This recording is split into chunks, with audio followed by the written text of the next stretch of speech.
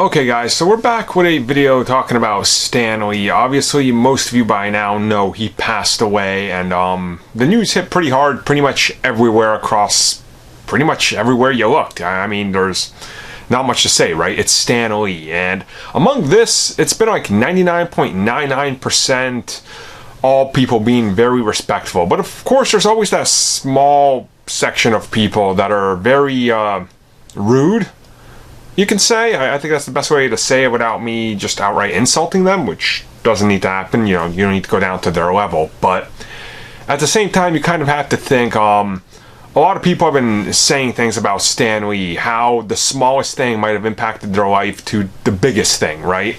And a lot of people that are on the side that don't understand are kind of like, wait, okay, so explain this, right? So first and foremost, you know, obviously Stan Lee, you don't need to like explain to many people who he is. All you have to do is guy that created Spider-Man, X-Men, Fantastic Four, and there you go, right? You know, like he was like, we don't need to all be these muscular giant dudes who are looking like they're on steroids to be superheroes. We can be a family. We can be teenagers. We can look different and be different. Hell, our sexuality can be different. We can be people of color. It doesn't matter. There's always a hero inside of you, right? He broke these barriers with comics, and that resonates with a lot of people. So that's a giant part of it. On the other side of that, you also have like the influence of Marvel Comics over the last decade, specifically the last 2 decades. If Stan Lee didn't come up with these characters along with Kirby and Ditko, and if they weren't a team, think about the last 10 years and what you would be missing. You know, like Hollywood wouldn't be the same. It's literally like the world would be a different place. And comic book heroes are the reason we're largely where we are today, like today as nerds, right? And it kind of like this like turmoil that kind of spun out of, you know, the wars and stuff, which obviously Stan was part of World War II, you know, he was in there, influenced a lot of what he was doing.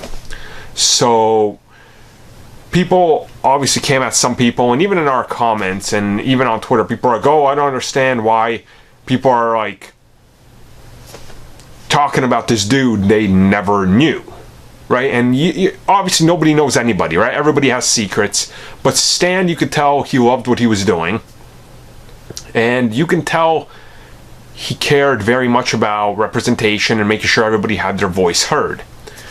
And that carried on even when he wasn't really on the daily activity at Marvel, right? And he hasn't been there for years, really, like decades, if you will, but it carried on. So when you think of it that way, you really start to see how influential his view of a progressive future was.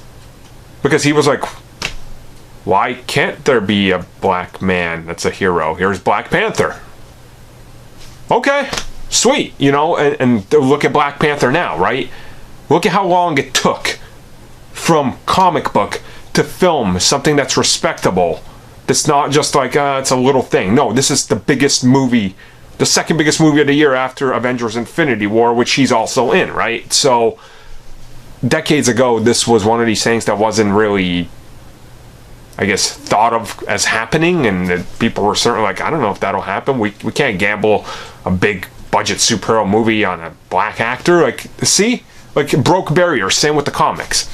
So then people are also upset at, like, people saying he changed their lives. And naturally, I think if you read comics, you can't deny that he hasn't, right? I mean, I certainly wouldn't be in the position where I am making this video if it wasn't for Stan Lee's impact and like input into pop culture, right? Spider-Man alone, really, like, there you go. So anywhere you really look, he's kind of affected it. So the world is celebrating his life and mourning his death. And that's kind of just part of it. I mean, on a scale of this magnitude, like Michael Jackson when he passed away, because music, obviously Freddie Mercury because his music, Johnny Cash, because they were so influential in what they did. And this is like one of those things where it's going to be like when George Lucas inevitably passes away. Love him or hate him, don't agree with him, but he revolutionized film in a way nobody saw coming, and it changed everything. And like, look at how many people, due to what George Lucas did, have come out and been like, I do film because of this dude. This is where I am.